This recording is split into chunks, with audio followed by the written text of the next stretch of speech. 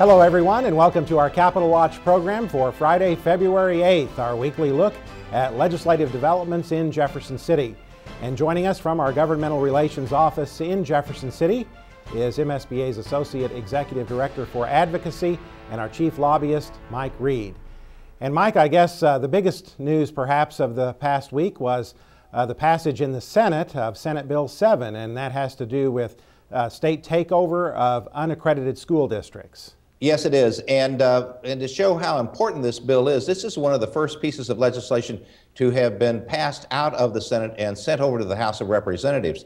A very important piece of legislation. It gives the State Department of Elementary and Secondary Education the ability to come into districts when they have been determined to be unaccredited and to start the process of working with the board or putting in a special administrative board, an SAB, to determine what's best for the students and how to turn the district around from unaccredited to accreditation again. As opposed to the current situation in which the Department of Elementary and Secondary Education has to wait for 2 years right now, isn't that right? That is correct. Presently under the law they have to wait 2 years and this just changes it, gets rid of that 2-year time frame.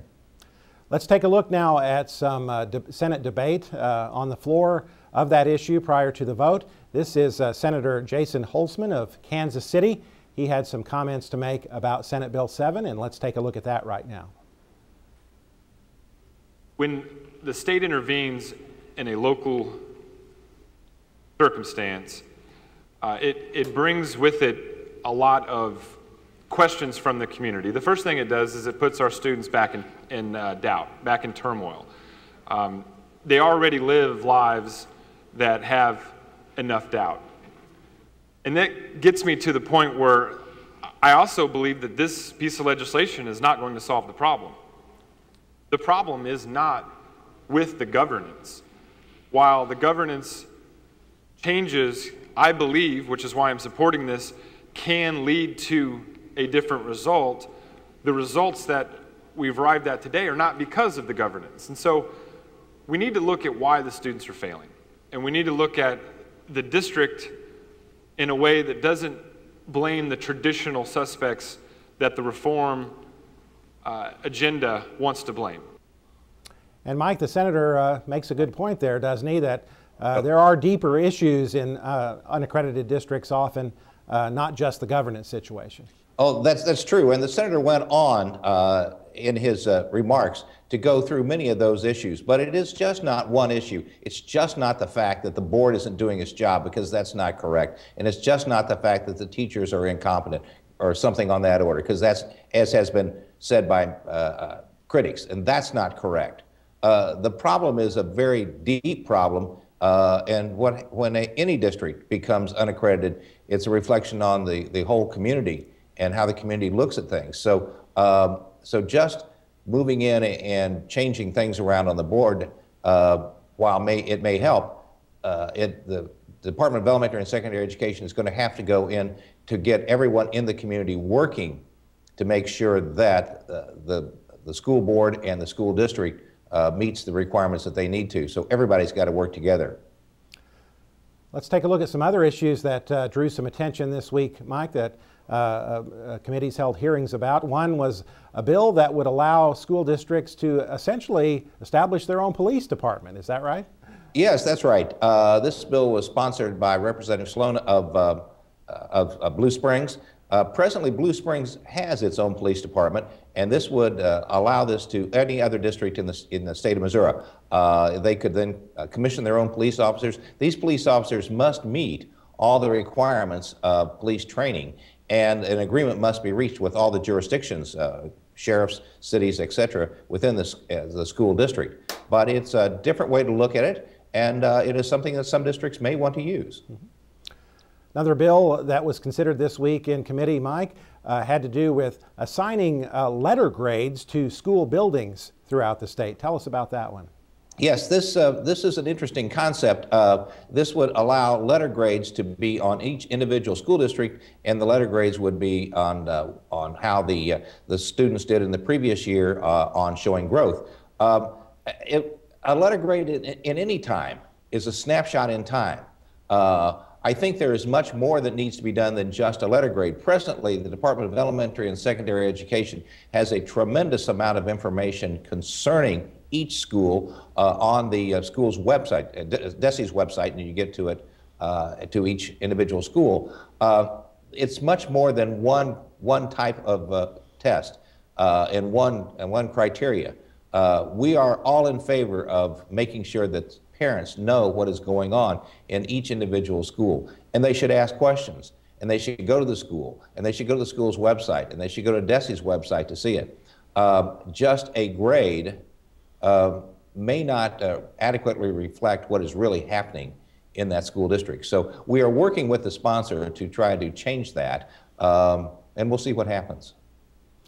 Another bill that advanced this week in the General Assembly, Mike, on the Senate side has to do with an issue that we're very concerned about, and that is continuing the provisions of the Sunshine Law that keep our school safety records confidential. Tell us about that one. Yes, that bill is out of committee, and we're working very hard to get it on a fast track to make sure that we can keep those records confidential and not subject to the Sunshine Law.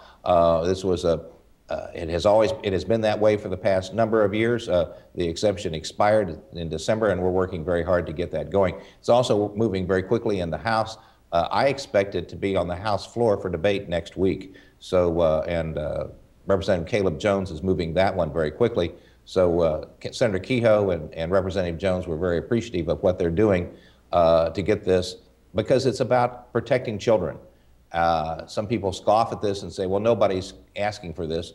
Well, people are asking for this, and you know, it is to protect the children, and there's no other way around it. As we look ahead to next week, Mike, I suppose we'll have continuing committee hearings. Is that right? Yes, there are continuing committee hearings in both the House and the Senate. The House will be looking at a couple of pieces of legislation dealing with graduation and what has to be done and courses that must be taken prior to graduation. The Senate will be looking at various bills right as we are making this presentation. They have not been presented yet. They have not been posted, but there will be hearings next week, and there will be floor action next week. Also, the budget is still moving very quickly. I anticipate that that work should be going to the floor in about another 3 weeks. So it's a very interesting time in Jefferson City, and we want people to make sure that they come during our S-band visits and in 2 weeks when we have our legislative forum. It's extremely important that our members know their representatives and their senators, and to come down and become involved in this process. The best lobbyists we have are the people from home coming down and talking about how the actions of the General Assembly affect the people at home. So specifically, such as the ABC grading on a specific building, or changing the requirements for graduation. How does this affect you as a board member? How does this affect the students? And that's what we're all about. We're not working in a vacuum, and some of these bills, while they sound very good, how does it affect students, and how does it help students learn and achieve the goals that they need to achieve? Mike, you mentioned the Legislative Forum. That's coming up on February 19th in Jefferson City, and that's always an important event for our members. We'll be not only having legislators present at the forum, but others as well, and it's also, as you said, an opportunity for our members to go over to the Capitol and meet with their local legislators. That's right. We're having legislators present. We're having some people from the Department of Elementary and Secondary Education will be there. Also, some people will be talking about various issues such as PSRS, Public School Retirement System, and the tax structure in the state of Missouri. It's a very interesting time, and we want people to come and find out what's going on in Jefferson City. And of course, you can register for the Legislative Forum through the MSBA website, and we encourage you to do so. Mike Reed, as always, thanks a lot for being with us and giving us an update on legislative activity at the Capitol in Jefferson City. We'll be keeping you up to date, of course, through our Legislative Voice electronic newsletter each Friday, our daily blog, and this program.